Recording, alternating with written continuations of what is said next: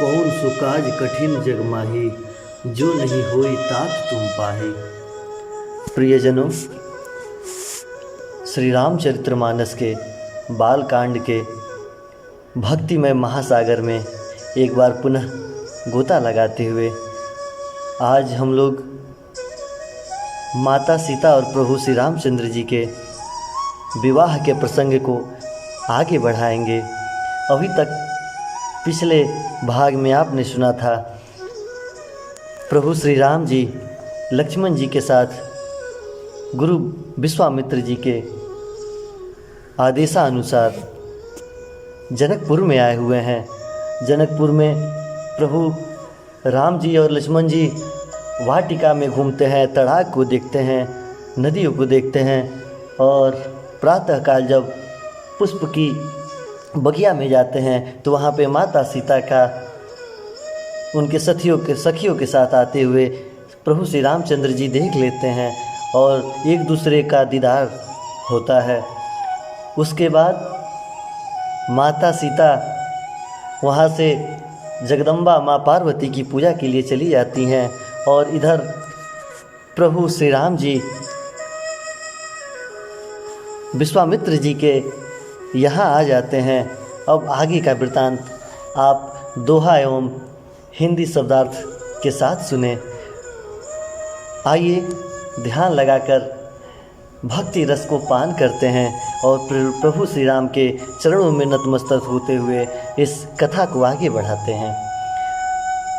प्रभु श्री राम जी कैसे उपमा दे रहे हैं सीता माता को, आइए सुनते हैं। जन्म सिद्ध पुनि बंधु विशु, दीन मनील सकलंक, सिय मुख समता पाव किमी, चंदु बापुरो रंक। खारे समुद्र में तो इसका जन्म, फिर भी उसी समुद्र से उत्पन्न होने के कारण विष, इसका भाई दिन में यह मलिन शोभाहीन निस्तेज रहता है और कलंकी काले दाग से युक्त होता है। बेचारा गरीब चंद्रमा सीता जी के मुख की बराबरी कैसे कर पाएगा। चंद्रमा को सामने देखकर प्रभु सोचते हैं कि यह चंद्रमा भी फीका है सीता जी के सौंदर्य के आगे। घटई बढ़ई बिरहिन दुखदाई, ग्रसई राहु निज सधई पाई, कोक सुख प्रद पंकज द्रोही, अवगुण बहुत चंद्रमा तोही। फिर यह घटता बढ़ता है, बिरहड़ियों स्त्रियों को दुख देने वाला है। राहु अपने संधि में पाकर इसे ग्रस लेता है।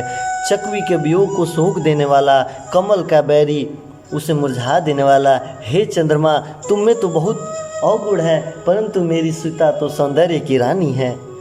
बैदेही मुखपट तर दिन है, होई दोष बड़ अनुचित किन है, सिय मुख छवि विदु ब्याज बखानी, गुर पही चले निशा बढ़ जानी। अतः जानकी के मुख की तुझसे उपमा देना भी बड़ा अनुचित कर्म और दोष लगता है। इस प्रकार चंद्रमा के बहाने सीता जी के मुख की छवि का वर्णन करते हुए बड़ी रात हो जाती है। वह गुरु जी के पास चले जाते हैं। करि मुनि चरण सरोज प्रणामा, आयुष पाई किन्ह विश्रामा, विगत निशा रघुनायक जाके, बंधु बिलो की कहन हंस लागे।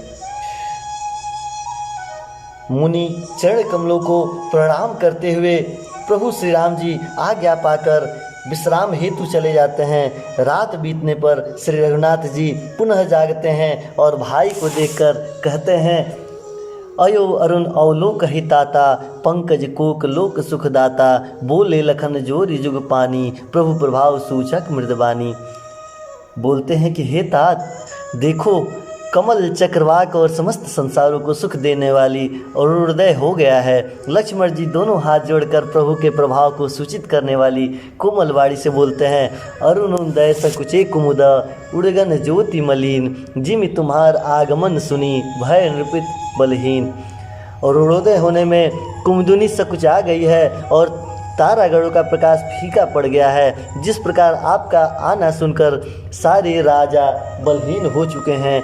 हे प्रभु, देखिए यहाँ पे गोस्वामी तुलसीदास जी क्या लिखते हैं कि नृप सब नखत करहि उजियारी, तारी न सकहि चाप तम भारी, कमल कोक मधुकर खगनाना, हर से सकल निशा अवसाना। सब राजा रूपी तारे का उजाला मंद प्रकाश हो गया है। पर वे धनुष रूपी महान अंधकार को हटा नहीं सकते हैं। रात्रि का अंत होने जैसे कमल, चकवे, भौरे, नाना प्रकार के पक्षी हर्षित हो रहे हैं, ऐसे ही प्रभु सब भगत तुम्हारे होए टूटे धनुष सुखारे। अयो भान बिन श्रम तम नाशा, दूरे नखत जगत तेज प्रकाशा। वैसे ही हे प्रभु, आप सब भक्त धनुष, आपके सब भक्त धनुष टूटने पर सुखी हो जाएंगे। सूर्य उदय हुआ बिना ही परिश्रम अंधकार नष्ट हो जाएगा, तारे छिप जाएंगे, संसार में तेज का प्रकाश हो जाएगा। रवि निज उदय ब्याज रघुराया, प्रभु प्रताप सब नृपहु दिखाया। तब भुज बल महिमा उद्घाटी, प्रगति धनु विघटन परिपाटी।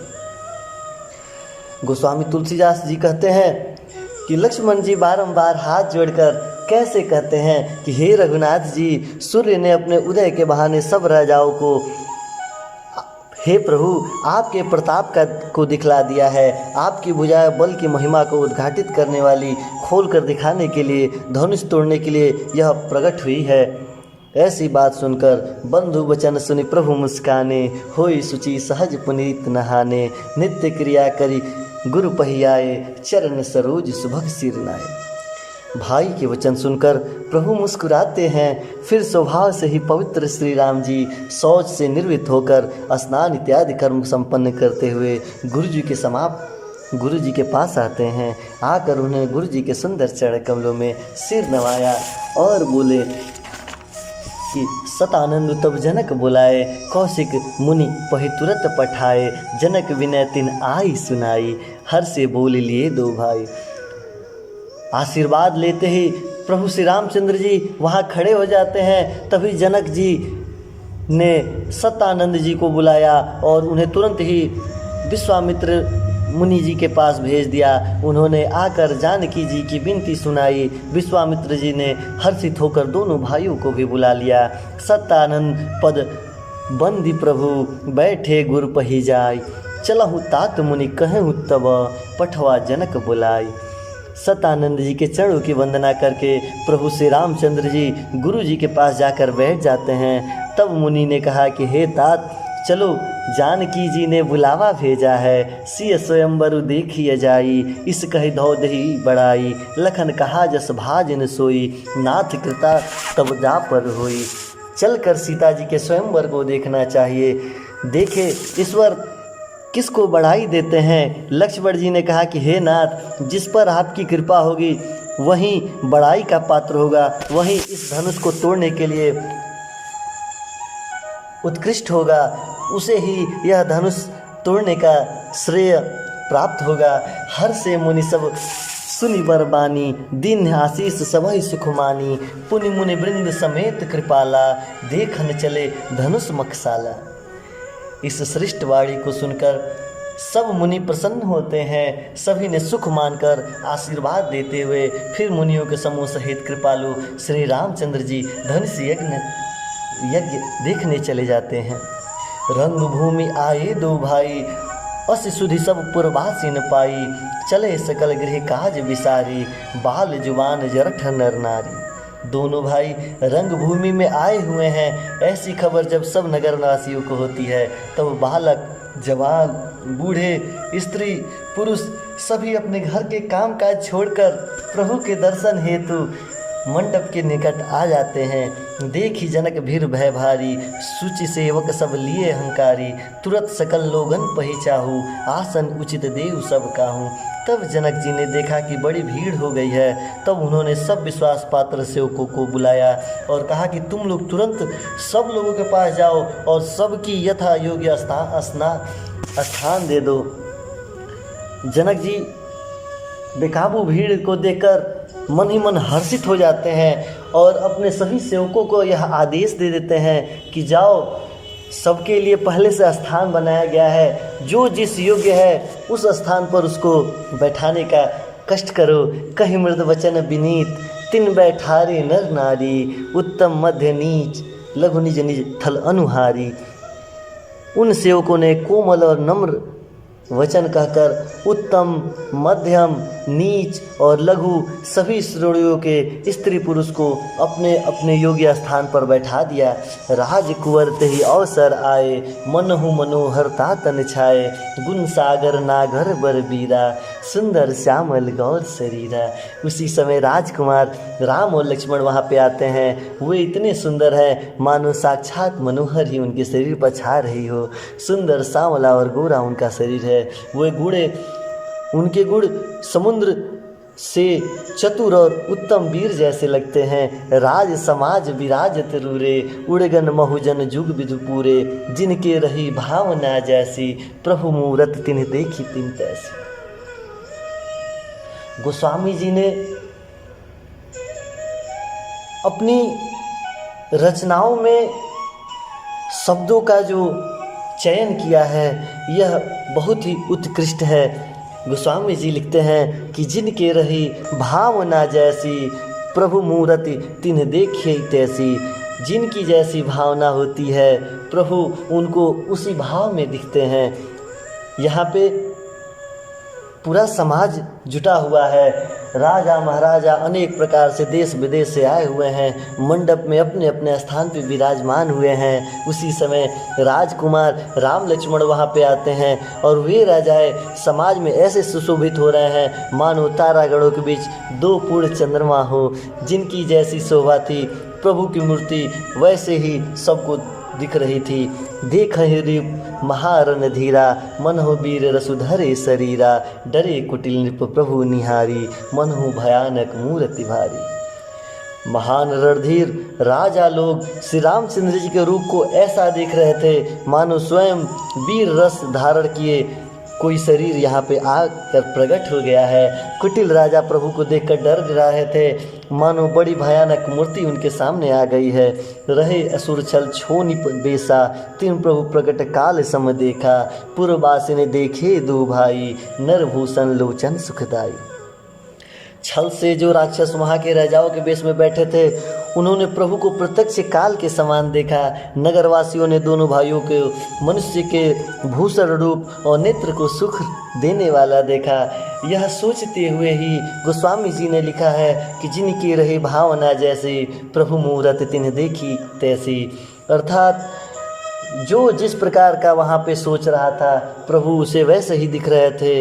राजाओं को ऐसा मालूम पड़ रहा था जैसे वहाँ पे कोई वीर रस धारण किए कोई शरीर उत्पन्न हो गया है, तो वहीं छल से राक्षसों को, जो राक्षस राजा के बेश में वहाँ पे बैठे थे, उनको ऐसा लग रहा था कि उनके प्रत्यक्ष कोई काल ही आकर बैठ गया है। नारी बिलो कही हर्ष हिया, निज निज रुचि अनुरूप, जन सोहत श्रृंगार धरी, मूर्ति परम अनूप। स्त्रियाँ हृदय में हर्षित होकर अपनी अपनी रुचि के अनुसार उन्हें देख रही थी मानो श्रृंगार रस ही परम अनुपम मूर्ति धारण किए सुशोभित हो रहा है। विष्णु प्रभु विराटमय दिशा, बहुमुख कर पगलोचन सीसा, जनक जाति अवलोक कहीं कैसे, सजन सगे प्रिय लागहि जैसे। विद्वानों को प्रभु विराट रूप में दिखाई दे रहे हैं, जिसके बहुत से मुख हो, बहुत से हाथ हो, बहुत से पैर हो, बहुत से सिर हो और ज्ञान का भंडारण हो। जनक जी ने सजातीय कुटुंबीय प्रभु को किस तरह कैसे प्रिय रूप में देख रहे हैं, जैसे सगे सजन संबंधी अपने प्रिय लगते हैं।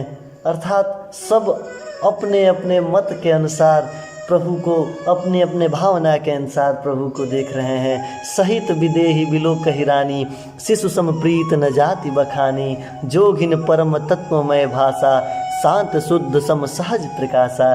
जनक समेत रानियाँ उन्हें अपने बच्चों के समान दिख रही हैं। उनकी प्रतिका वर्णन नहीं किया जा सकता है। योगियों को वो शांत शुद्ध सम स्वतः प्रकाश परम तत्व के रूप में दिख रहे हैं। हरि भगत देखे दो भ्राता, इष्ट देव इव सब सुखदाता, राम है चितव भाई जय सिया, सो स्नेह सुख नहीं कथनिया।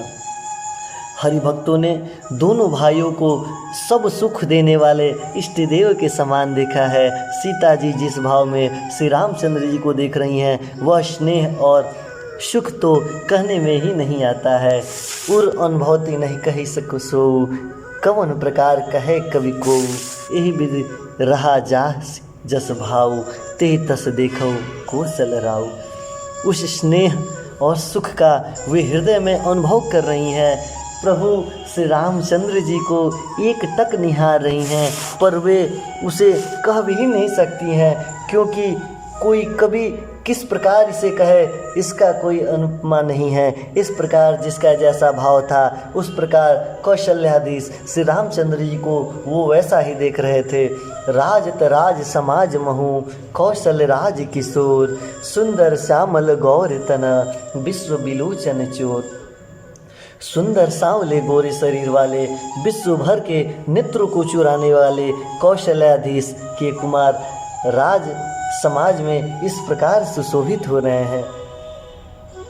प्रभु श्री रामचंद्र जी की छवि सब लोग निहार रहे हैं, अपने अनुसार, अपने अपने मन के अनुसार प्रभु की छवि अपने हृदय में सब लोग बसा रहे हैं। किसी को प्रभु ज्ञानी लग रहे हैं, किसी को प्रभु पराक्रमी लग रहे हैं, किसी को प्रभु सुकुमार बालक लग रहे हैं, तो किसी को प्रभु परम तपस्वी लग रहे हैं। अर्थात जाकी रही भावना जैसी, तस मूरत प्रभु दिखी तिन तैसी।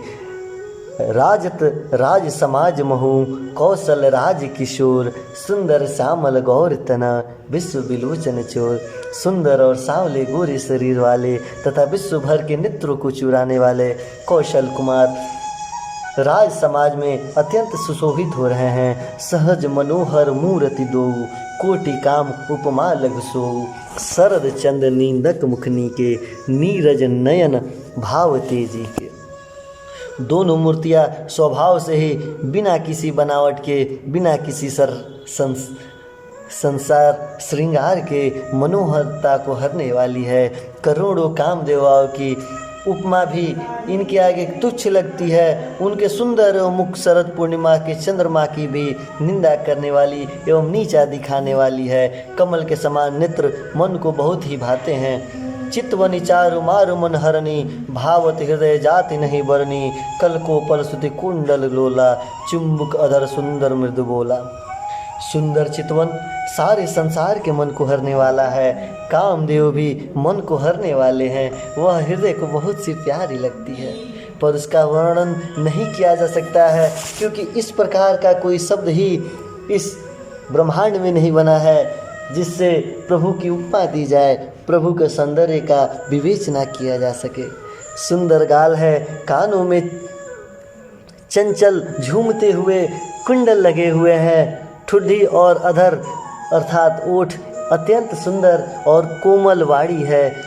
कुमुद बंधु कर निंदक हांसा, भृगट विकट मनोहर नासा। भाल विशाल तिलक झलकाही, कच बिलो की अवली लजाही। हंसी चंद्रमा की किरणों का तिरस्कार करने वाली है। भौवें टेढ़ी और नासिका मनोहर है। चौड़े ललाट पर तिलक झलक रहे हैं, दीप्तिमान हो रहे हैं। काले घुंघरेले बाल को देखकर भौरों की पक्तियाँ भी लजा जाती हैं। पीत चौतवनी सिर ने सुहाई, कुसुम कली बीच बीच बनाई। देखे रुचिर कम बुकल गीवा, जन त्रिभुवन सुषमा की सीवा। पीली चौकिनी टोपियाँ सिरों पर सुशोभित हैं, जिनके बीचों बीच फूलों की कलियाँ बनाई गई है। शंख के समान सुंदर गोले मनोहर 3 रेखाएं हैं, जो मानो तीनों लोकों की सुंदरता की सीमा को बता रही हैं। कुंजर मणिकंठा कलिता, उरहिन तुलसी कमाल। वृषभ कंद के हर ठवनी, बल निधि बाहु विशाल। हृदय पर गजा मुक्त के सुंदर कंधे और तुलसियों की मालाएं सुशोभित हैं। उनके कंधे बैल के कंधे की तरह ऊंचे तथा पुष्ट हैं। एड़ी खड़े होने की शान सिंह की तरह लगते हैं और भुजाएं विशाल एवं बल की भंडारण है। कटि तुनीर पितपट बाधे, करसंध धनुष बाम बरकाधे। पीत जग्य उपवित सुहाए, नखसिक मंजु महाछवि छाए। कमर में तरकस पीताम्बर बांधे हुए हैं, दाहिने हाथों में वाड़ लिए हुए हैं। बाएं में सुंदर कंधों पर धनुष और पीले यगुपति अर्थात जनेऊ लगा हुआ है। नख से शिखर तक सब अंग सुंदर और उन पर महान शोभा छाई हुई है। इस प्रकार हमारे रघुनाथ जी लग रहे हैं। देखी लोग सब भय सुखारे, एक टक लोचन चलत न तारे, हर से जनक देख दो भाई, मुनि पद कमल गहे तब जाई। उन्हें देखकर सब लोग सुखी हुए हैं। नेत्र एक टक निषेध शून्य के रूप में हो गया है और तारे की तरह पुतलियां भी चल नहीं रही हैं। जनक जी दोनों भाइयों को देखकर अत्यंत पुलकित एवं हर्षित हो जाते हैं। तब उन्होंने जाकर मुनियों के चरण कमल को पकड़ लिए हैं। करि बिनती निज कथा सुनाई, रंग अवनि सब मुनहि दिखाई, जह जह जाई कुंवर बर दो, तह तह चकित चितव सबको। विनती करके अपनी कथा आगे सुनाते हुए मुनि सारी रंगभूमि यज्ञशाला दिखाते हैं। मुनि के साथ दोनों श्रेष्ठ राजकुमार जहाँ जहाँ जाते हैं वहाँ सब आश्चर्यचकित होकर इन्हें देखने लगते हैं। निज निज रूख राम ही सब देखा, कहूँ न जान कछु मर्म विशेखा, भली रचना मुनि नृप सन कहूँ, राजा मुदित महासुख लहूँ। सबने रामचंद्र जी को अपनी अपनी ओर की मुख किए हुए देखा, परंतु इसका कुछ भी विशेष रहस्य कोई जान नहीं सका। मुनि ने राजा से कहा कि रंगभूमि की रचना अत्यंत सुंदर है। विश्वामित्र जैसे नृप विरक्त और ज्ञानी मुनि से रचना की प्रशंसा सुनकर राजा प्रसन्न होते हैं और उन्हें बड़ा ही सुख प्राप्त होता है। राजा जनक अपने रंगमंच की बड़ाई सुनकर, रंगमंच की प्रशंसा सुनकर, वो भी साधु समाज के ज्ञानी मनुष्य, ज्ञानी मुनि श्री विश्वामित्र जी से प्रशंसा सुनते हुए ही राजा अत्यंत प्रसन्न होते हैं। उनके हृदय में अत्यंत ही सुख की प्राप्ति होती है। सब मंच हते मंच एक, सुंदर विशद विशाल, मुनि समेत दो भाव दो बंधु तह, बैठारे महिपाल। सब मुनियों से एक मुनियों की टोली सभी मंचों को देख रही है, निहार रही है। उसी में सभी मंचों में एक मंच अत्यंत अधिक सुंदर और उज्जवल और विशाल बना था। स्वयं राजा ने मुनि सहित दोनों भाइयों को उसी मंच पर बैठाया है। प्रभु देखे सब नृप ही हारे, जनु राकेश उदय भय तारे, अस प्रतीत सबके मन माही, राम चाप तो रब सकनाही। गोस्वामी जी कहते हैं कि प्रभु को देखकर सब राजा हृदय से ही हार जाते हैं। निराशा एवं उदासीनता उनकी कड़ कड़ में समा जाती है। जैसे पूर्ण चंद्रमा के उदय होने पर तारे प्रकाशहीन हो जाते हैं, उसी प्रकार प्रभु के तेज को देखकर सबके मन में ऐसा विश्वास हो गया है कि श्री रामचंद्र जी ही यह धनुष को तोड़ने वाले हैं। इसमें कोई संदेह नहीं है। बिन भजे हूँ भव धनुष विशाला, मेल सिय राम उर्माला, अस विचार गौनहि घर भाई, जास प्रताप बल तेज गवाए।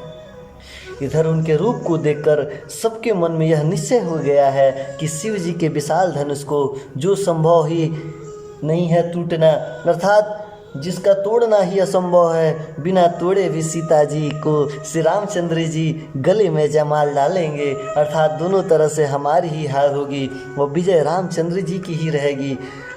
ये सोच कर वे कहने लगे कि हे भाई, ऐसा विचार करके यश प्रताप बल और तेज गवाकर अपने अपने घर पे ही चल देते हैं।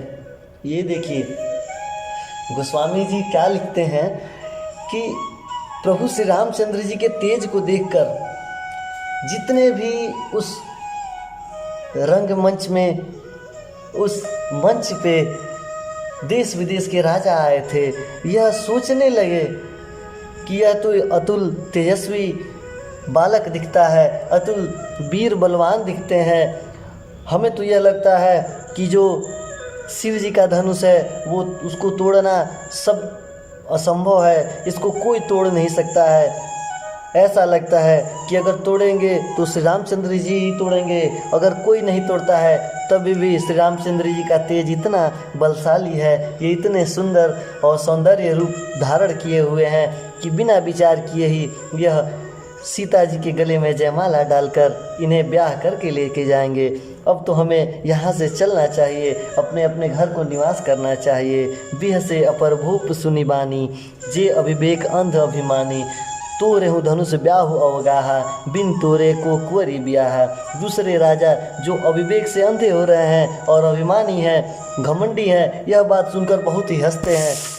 कहते हैं कि धनुष तोड़ने पर ही विवाह होना है, अर्थात सहज में हम जानकी को हाथ से नहीं जाने देंगे। फिर बिना तोड़े राजकुमारी को ब्याह कौन कर सकता है। एक बार कालव किन हो, सिय हित समर्जि तब हम सोऊ, यह सुनी अवर महीप मुस्काने, धर्मशील हरिभक्त सयाने। काल ही क्यों ना आ जाए, एक बार तो सीता के लिए उसे भी हम युद्ध कर लेंगे। यह घमंड की बात सुनकर दूसरे राजा जो धर्मात्मा हरिभक्त और सयाने थे मुस्कुराने लगते हैं। आपस में सभी राजा बारंबार एक दूसरे के साथ वार्तालाप कर रहे हैं। एक राजा बोलते हैं कि श्री रामचंद्र जी का तेज इतना अत्यंत शोभनीय है कि यह बिना धनुष को तोड़े ही माता सीता को लेके चले जाएंगे। तभी दूसरे राजा बोलते हैं जो घमंड से अभिभूत हैं, अविवेक से अंधे हैं, वो बोलते हैं कि धनुष तोड़ने के बाद ही कोई इसको ले जा सकता है और सीता जैसी कन्या को प्राप्त करने के लिए हम तो काल से भी लड़ ले, तो यह धनुष क्या बात है। सिय बिहरहि राम गर्भ, दूर करि निप्रहि के, जीत को सक संग्राम, दशरथ के रन बाकुरे। उन्होंने कहा कि राजाओं के गर्व को दूर करके जो धनुष किसी से नहीं टूट सकेगा, उसे तोड़कर श्री रामचंद्र जी सीता जी को ब्याहेंगे। रही युद्ध की बात, सो महाराज दशरथ के रण में बाके पुत्रों को युद्ध तो कौन जीत सकता है। एक राजा जो कि हरिभक्त थे मुस्कुराते हुए कहते हैं कि राजाओं को गर्व को दूर करके जो धनुष किसी से नहीं टूटेगा, वह श्री रामचंद्र जी तोड़कर सीता जी से ब्याह करेंगे। क्योंकि मुझे पता है महाराज दशरथ के यह पुत्र अत्यंत बलशाली हैं। और युद्ध की बात रही तो महाराज दशरथ के रण में जितने भी पुत्र हैं, युद्ध में उनसे कोई जीत नहीं सकता है। व्यर्थ मरहु जनि गाल बजाई, मन मोदकनि की भूत बताई, सिख हमारी सुनी परम पुनीता, जगदम्बा जानहु जे सीता। गाल बजाकर व्यर्थ ही मत करो, मन के लड्डुओं को कैसे खाया जाता है, मन के लड्डुओं से कहीं भूख थोड़ी ना बुझती है। हमारी परम पवित्र निष्पट सी को सुनकर सीता जी अपने साक्षात जगत जननी को समझो। उन्हें पति रूप में पाने की लालसा माँ सीता की ही है और प्रभु श्री रामचंद्र जी भी पत्नी रूप में पाने के लिए लालसा रखे हुए हैं माता सीता के लिए। तो हे राजन, तुम लोग माता सीता को पत्नी रूप में पाने के लिए आशा एवं लालसा छोड़ दो।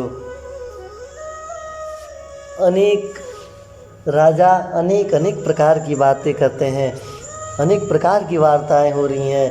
एक राजा बोलते हैं कि इतना व्यर्थ में ना बोलो, कहीं मन में बनाए हुए लड्डू से पेट भरता है, ऐसा कभी सुने हो। अपने कपटी मन से कपट हटा दो और पवित्रता ला दो, क्योंकि पवित्र मन से तुम सोचोगे तो माता सीता साक्षात जगत जननी है, जो कि हमें पत्नी के रूप में नहीं मिल पाएंगी। पत्नी रूप में पाने की आशा एवं लालसा छोड़ दो। जगत पिता रघुपति ही बिचारी, भरी लोचन छवि लेहु निहारी, सुंदर सुखद सकल गुण राशि, ये दो बंधु सबु उर्वासी। और श्री रघुनाथ जी को जगत का पिता परमेश्वर विचार कर नेत्र भर कर उनकी छवि देख लो। ऐसा अवसर बार बार नहीं मिलेगा जी। आज प्रभु श्री रामचंद्र जी रघुनाथ जी इस मंडप में आए हुए हैं।